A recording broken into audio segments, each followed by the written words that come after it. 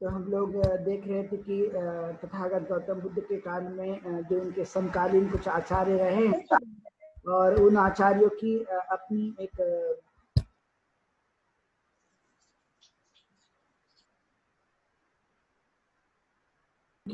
उनकी अपनी एक शिक्षा थी, उनका अपना एक दर्शन था और उस आधार पर उन्होंने बताने की कोशिश की है कि किस तरह से जो मनुष्य हैं वो मनुष्य के जीवन में किन किन चीज़ों को एक प्रकार से जीवन में मानने की जो उन्होंने संकल्पना रखी है वो किस तरह से होनी चाहिए, उस तरह के उस अपने विचारों को उन्होंने बताने की कोशिश की। तो हमने देखा कि जो उनके काल में जो 62 मिथ्या धारणाएं थी या 62 विचार थे और उनमें से 6 आचार्य को लिया गया है कि उनकी अलग अलग शिक्षाएं थी और उस आधार पर वह उन शिक्षा को समझने की कोशिश करते थे। तो जो संजय बेल्टीपुत्र है वह एक और भी दार्शनिक थे और उन्होंने विक्षेपवाद को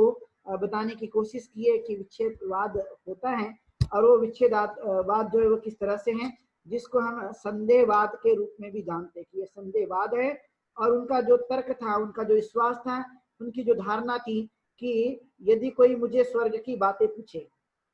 तो मैं कहूंगा कि हाँ स्वर्ग है, लेकिन यदि कोई मुझे पूछे कि स्वर्ग नहीं है तो मैं कहूंगा कि स्वर्ग भी नहीं है। मतलब वो दोनों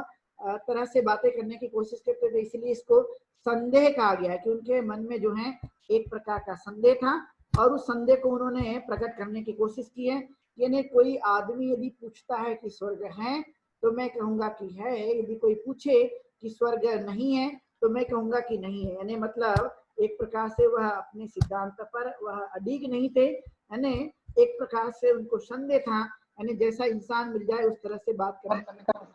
तैयार थे और उस बात को देने की है और इस आधार पर बताने की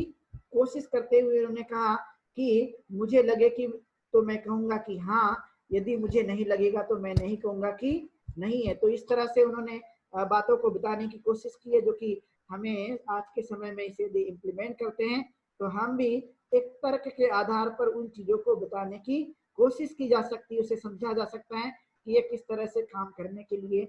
एक यह तर्क जो है इनका जो सिद्धांत है किस तरह से उपयोगी है। यदि कोई पूछा जाए इनसे कि अच्छे बुरे कर्मों का जो फल है वो भोगना पड़ता है या नहीं पड़ता, या मृत्यु के अंतर बाद जो है वो आत्मा रहती है या नहीं रहती है, तो मैं इन सब का जो उत्तर है वो नकारात्मक रूप से देने की कोशिश करूंगा।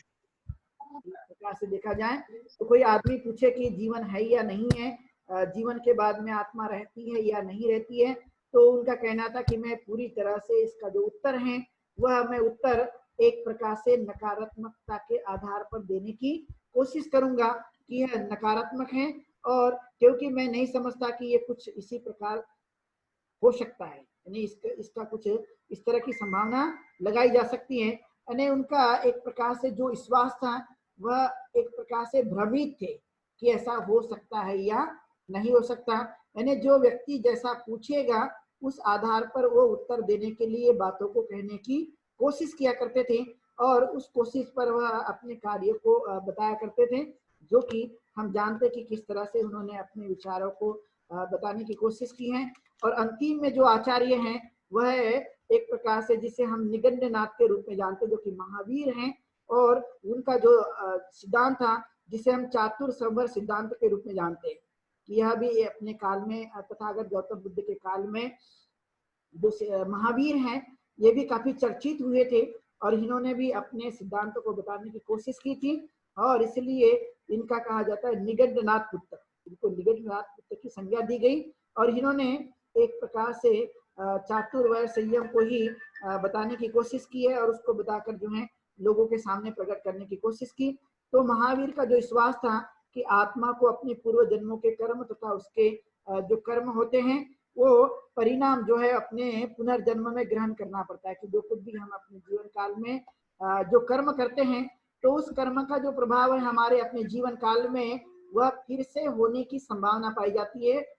पूर्ण जन्म यानी फिर से जो जन्म लेते हैं उस समय इसके पाए जाने की संभावना पाई जाती है। और इसीलिए उनका कहना था कि तपस्या करके जो है अपने पुराने जन्मों का या पुराने कर्मों का हमें नाश करना पड़ता है। वो पुराने जो जन्म के आधार पर जो हमें जीवन मिलता है तो उसको हम पूरी तरह से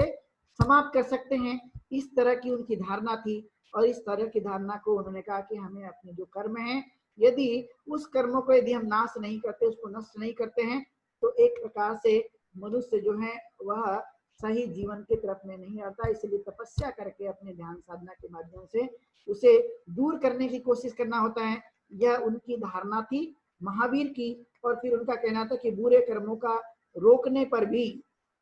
जब हम बुरे कर्म करते हैं तो उसको रोकने के बावजूद भी वह चातुर्य संवर की जो उन्होंने बातें कही हैं, वह उसका उपदेश दिया जाता है और उसे दूर करने की कोशिश की जाती। तो जो चार बातें हैं, वो चार क्या बातें हैं जो महावीर ने हमें बताई है। तो उसमें से कि उन्होंने कहा कि हिंसा नहीं करनी चाहिए, चोरी नहीं करनी चाहिए, झूठ नहीं बोलनी चाहिए और अपरिग्रह यानी ब्रह्मचर्य का पालन करना चाहिए। ऐसी चार बातों के लिए उन्होंने बताने की कोशिश की और वो चार बातें जो हैं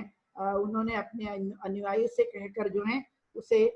बताकर जो है इस तरह से हमारे अपने जीवन में जो बुरे कर्म होते हैं उसको दूर किया जा सकता है, उसको समाप्त किया जा सकता है और अपने जीवन में अच्छी चीजों को उत्पन्न किया जा सकता है। इस तरह से उन्होंने बताने की कोशिश की और ये 6 आचार्य थे। 6 लोगों ने अपने जीवन काल में इस तरह की बातें बताई। लेकिन तथागत गौतम बुद्ध जो है इन सब बातों से कितने संबंधित थे, कितनी उनकी बातों को मानते थे। लेकिन ये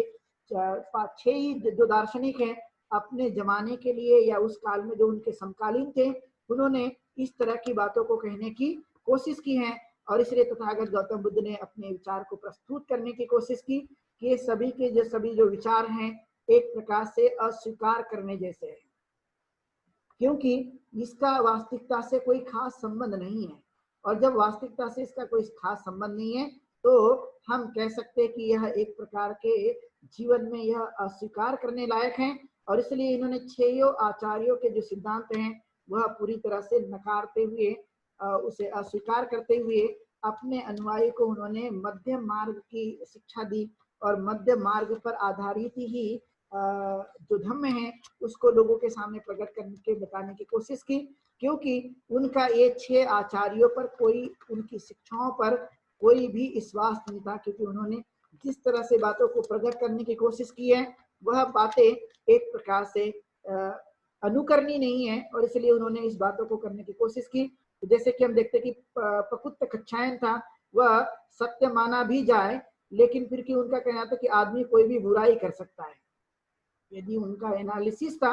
कि यदि उनके कथन को यदि हम सत्य भी मानते हैं लेकिन कोई भी आदमी बुराई करता है तो हानि पहुंचा सकता है, किसी भी प्रकार की हानि हो सकती है और इसलिए सामाजिक जिम्मेदारी स्वीकार किए बिना किसी तरह के सामाजिक परिणाम आने की संभावना नहीं पाई जा सकती है। यानी आदमी किसी की हत्या कर दे ये ठीक नहीं है, आदमी को हत्या नहीं करनी चाहिए, बल्कि मनुष्य के ऊपर में अपने जीवन को जीते हुए एक प्रकार से उनके अपने दूसरों के प्रति एक प्रकार से प्रेम, दया और करुणा के भाव को ही उत्पन्न करने की कोशिश करनी चाहिए, क्योंकि यही हमारे जीवन के लिए श्रेष्ठ है, यही श्रेष्ठ मार्ग है। लेकिन जो पहले से यदि कोई लिखा गई बात पर यदि हम विश्वास रखते हैं और यदि मान लिया जाए मनुष्य किसी की हिंसा करता है, किसी को हानि पहुंचाता है, किसी चीज की चोरी करता है, तो समझ लीजिए कि फिर उसने तो किसी भी प्रकार का अपराध नहीं किया और जब अपराध ही नहीं किया है तो उसको सजा नहीं मिलनी चाहिए, क्योंकि उसने तो अपने इच्छा के आधार पर नहीं किया, क्योंकि उसकी इच्छा के पीछे कोई दूसरे की शक्ति काम कर रही थी। और इसलिए इस तरह का जो सिद्धांत है वो पूरी तरह से अमान्य हो जाता है, एक प्रकार का यह उतारने योग्य नहीं है। और फिर उनका था मखली घोषाल का, उन्होंने कहा कि इसे यदि ठीक भी समझा जाए लेकिन इन्होंने आदमी के भाग्य का हाथ का खिलौना बन जाता है। आदमी जब इस तरह के उनके विश्वासों को यदि मानने की कोशिश करेगा तो एक प्रकार से वो भाग्य पर ही विश्वास कर सकता है, भाग्य को ही मान सकता है और आदमी किसी भी तरह बंधनों को नहीं काट सकता। कि जो बंधन बताए गए, जो बंधन है हमारे अपने जीवन के लिए, उस बंधनों को कभी भी वह काट नहीं सकता, जिसके कारण मनुष्य की हानि होती है, जिसके कारण मनुष्य के जीवन में दुख उत्पन्न होता है, जिसके कारण मनुष्य कष्टों को झेलते रहता है। यदि उन बंधनों को यदि हमने नहीं काटा तो एक प्रकार से हम अपने जीवन को सही नहीं जी पा सकते। लेकिन भाग्य में यदि कोई यदि हम ऐसा विश्वास करने लगेंगे तो भाग्य का परिणाम ये होगा इंसान के जीवन के लिए कि हम अपने जीवन में तरक्की करने के लिए हम प्रयास नहीं करेंगे, क्योंकि हम बिलीव करते हैं, हम विश्वास करते हैं वह भाग्य के ऊपर में, और तब हम अपनी चीजों को या हम अपने माध्यम से अपनी प्रगति के रास्तों को आगे नहीं बढ़ा सकता। और फिर यदि कोई किसी प्रकार की तकलीफें हो जाती है तो फिर हम भाग्य को कोसते रहते हैं। और इसलिए बंधन को, भाग्य पर जब हम विश्वास करते हैं तो तब ऐसी परिस्थिति में देखा जाता है कि हम अपने बंधनों को काट नहीं सकते, बंधनों से मुक्त होने की कोई संभावना पाई नहीं जाती है। तो जैसा है मनुष्य वैसा ही जीवन को जीने की कोशिश करता है और वो प्रयास करना छोड़ देता है। लेकिन आपने देखा होगा कि जब जीवन में हम प्रयास करने की कोशिश करते हैं तो प्रयास या परिश्रम उस चीज का नाम है जिसके जीवन में या जिसके माध्यम से मनुष्य के जीवन में एक क्रांतिकारी परिवर्तन की संभावना पाई जाती है और सभी चीजों को वो काट देता है, सभी बंधनों को काट देता है और अपने जीवन काल में एक ऊंचाई को हासिल करने की संभावना पाई जाती है। और उस ऊंचाई को मनुष्य उम्मीद भी नहीं कर सकता कि किस तरह की ऊंचाइयां मनुष्य के जीवन काल में मिलते रहती है। एक खास महत्वपूर्ण बातें हैं जिसको हम अपने जीवन काल में इम्प्लीमेंट के तौर पर हम जान सकते हैं। और इसलिए आपने देखा होगा कि मनुष्य का जीवन एक कोरे कागज की तरह है। यदि आप बचपन से लेते हैं तो बचपन से लेने के बाद में आपने देखा कि एक निर्मल बुद्धि पाई जाती है और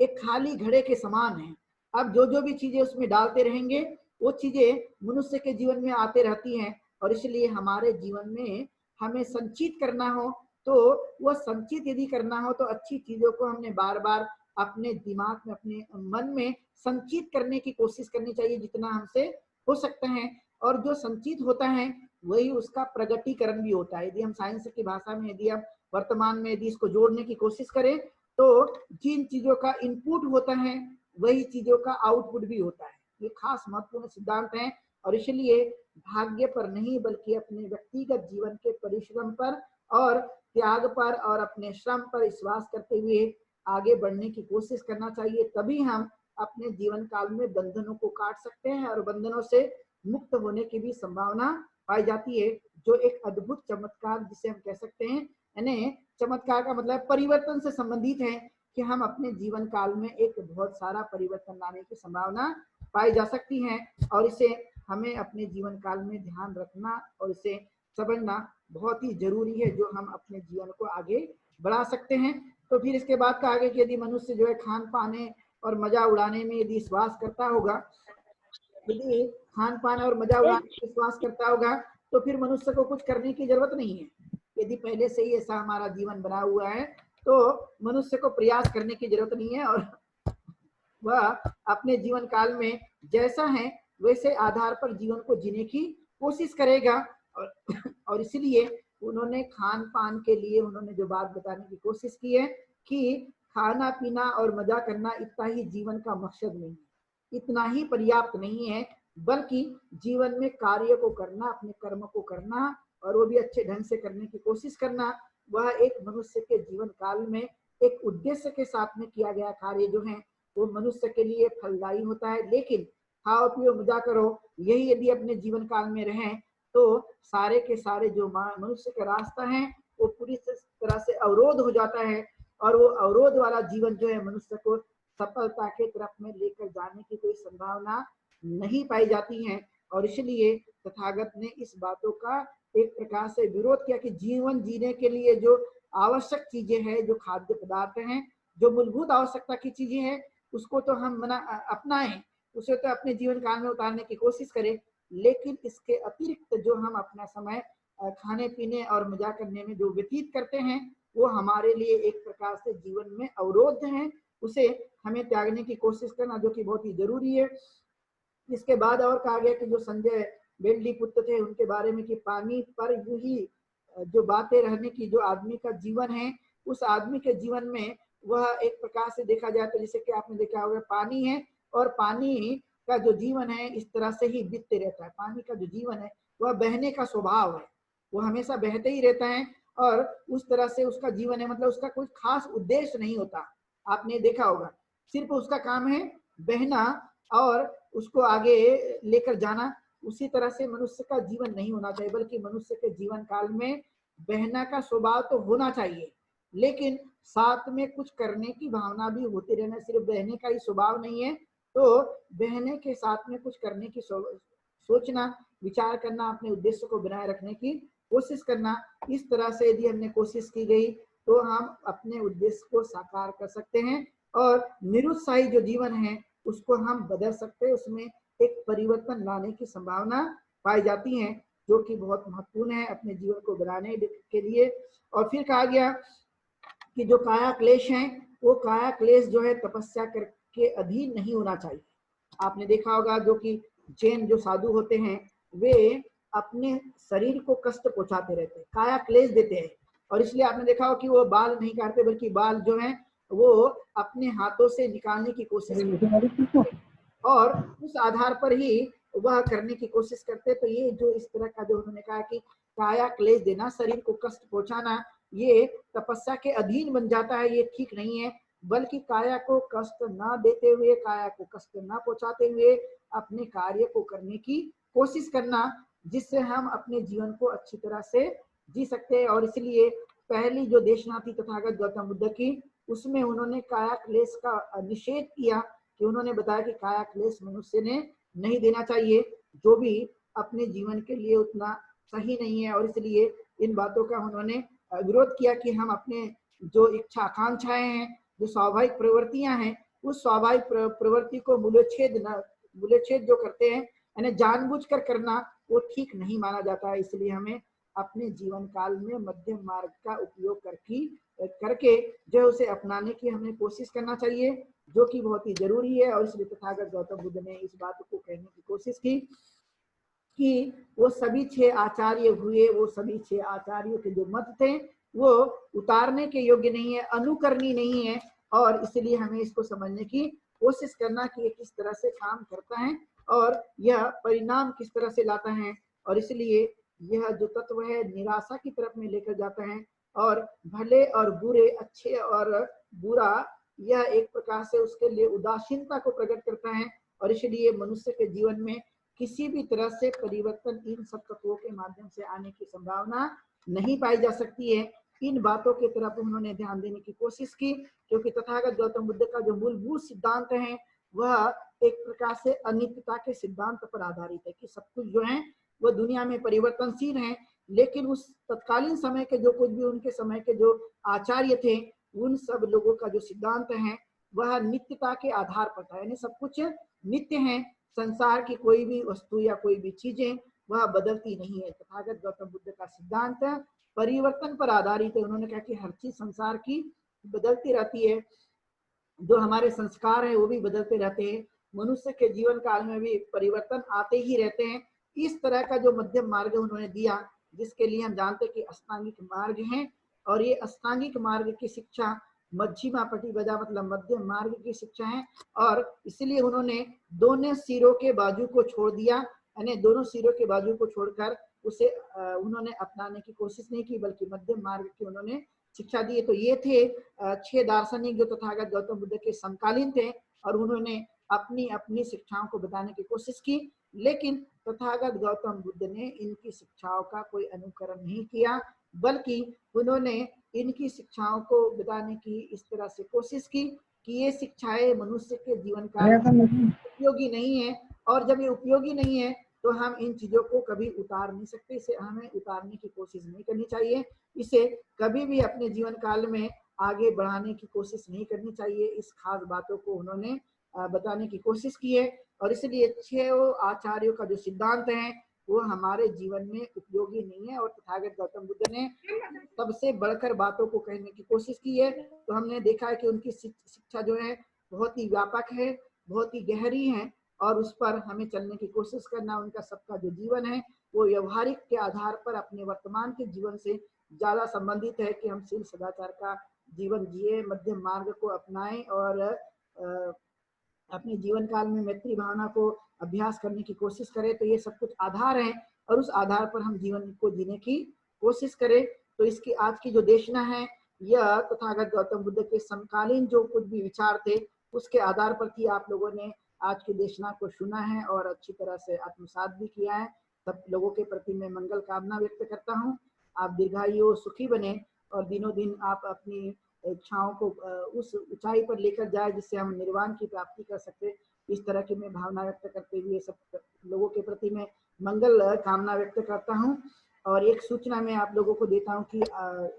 पिछली रात में हमारे एक बहुत ही कर्मठ कार्यकर्ता जिनका नाम माननीय प्रमोद मेश्राम जी थे, वे सामाजिक, धार्मिक, राजनीतिक और सांस्कृतिक सभी कार्यों में नौकरी करते हुए भी बहुत ही एक्टिव रहते थे। वो सदैव ही सक्रिय रहा करते थे हर क्षेत्र के लिए, चाहे वह बुद्ध विहार हो, चाहे सामाजिक कार्य हो, नौकरी करते हुए भी काफी वह सदैव ही सक्रिय रहते थे। ऐसे हमारे एक कर्मठ कार्यकर्ता की पिछली रात में मृत्यु हो गई है। तो हम चाहेंगे कि हम उनके प्रति आदरांजलि व्यक्त करें और आज के इस उनके संकट की घड़ी में उनके परिवार को हम सब लोगों की मैत्री मिल सके, ताकि उनके दुखों को हम दूर करने में हम सब अपनी ऊर्जा दे, हम अपनी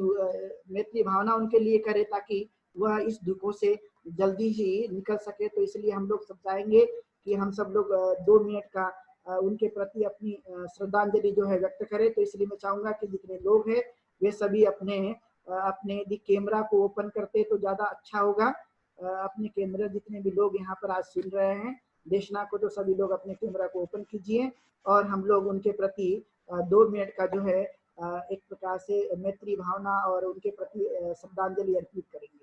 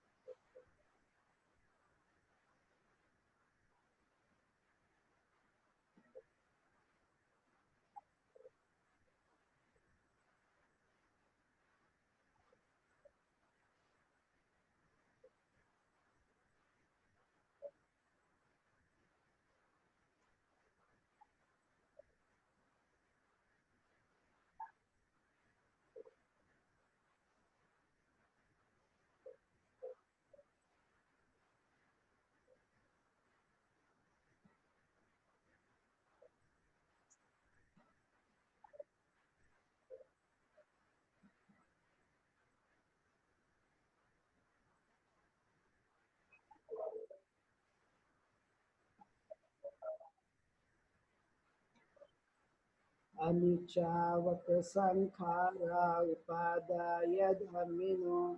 उपजित्वा निरोचन्ति तेषां उपशमसुख। अनिचावत संखारा उपादाय धर्मिणो उपजित्वा निरोचन्ति तेषां उपशमसुख।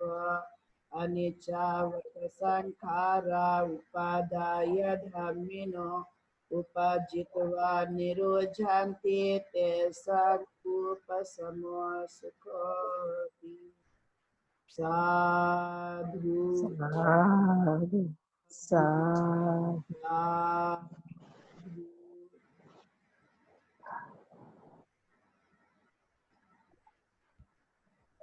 और लोग यहीं पर विराम देते हैं।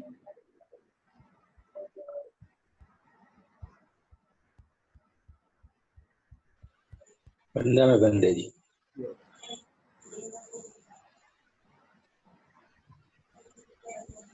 वन्ना में बनते जी। सुखी।